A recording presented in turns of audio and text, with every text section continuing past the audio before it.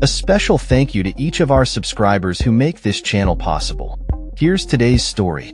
In a weekend that saw significant civil unrest, more than 500 individuals were arrested during a protest linked to the now-proscribed group Palestine Action. Among the arrested, a striking statistic emerged. Over half were aged 60 or above, including 100 in their 70s and 15 in their 80s.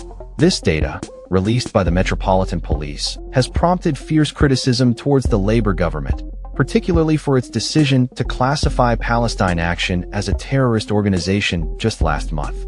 The protest, organized by the group Defend Our Juries, aimed to challenge the ban on Palestine Action, advocating for the lifting of restrictions through mass demonstrations. Protesters held signs proclaiming their opposition to genocide and their support for Palestine Action. The implications of the government's proscription are serious. It is now illegal to show support for Palestine Action, leading to a wave of arrests primarily for displaying supportive placards. Initial reports from Defend Our Juries indicated that 474 individuals had been detained, but many left before the protest concluded. The sheer number of attendees made it challenging for police to enforce the ban effectively. In a statement, the group confirmed that all individuals arrested during the action have since been released without charges. Former Labor MP Zahra Sultana took to social media to commend the protesters, labeling them as heroes and criticizing the Labor government for enabling what she described as genocide. Notably, Moazzam Beg, a former Guantanamo detainee who has faced his own legal troubles in the past, was among those arrested. He expressed his disbelief at the scale of the police response, emphasizing the peaceful nature of the protest. Home Secretary Yvette Cooper defended the government's actions, stating that national security and public safety are paramount. She insisted that the assessments clearly indicate Palestine Action is not a non-violent organization. The Metropolitan Police confirmed that 532 arrests were made, with 522 individuals held for expressing support for the proscribed group. The police had warned prior to the protest that anyone showing support for Palestine Action would be detained. In light of the arrests, Victims Minister Alex Davies-Jones emphasized the importance of peaceful protest as a cornerstone of democracy, but reiterated the government's position on Palestine Action as a terrorist organization.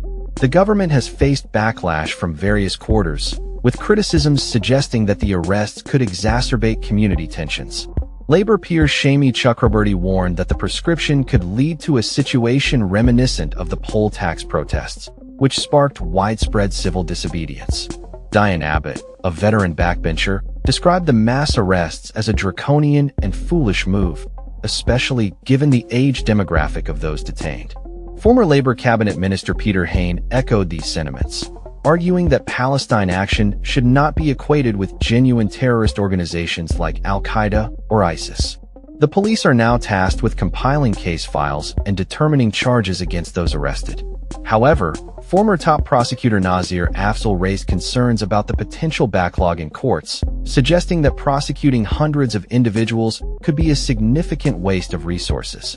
Meanwhile, Amnesty International criticized the government's response, calling it disproportionate and an infringement on the right to peaceful protest.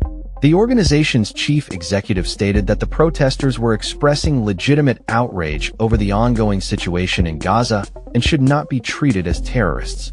The legal ramifications of the proscription are severe, with membership or support for Palestine Action punishable by up to 14 years in prison under the Terrorism Act 2000.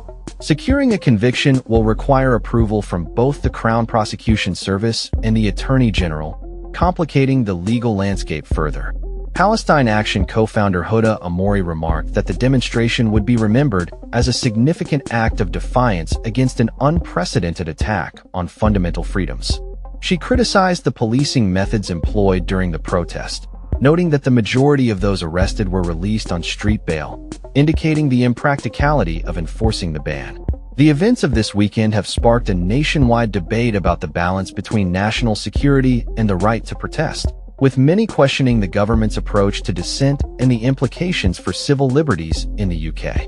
That's all for this story. We upload videos every day covering many different subjects, so hit that subscribe button to stay informed. Thanks for watching.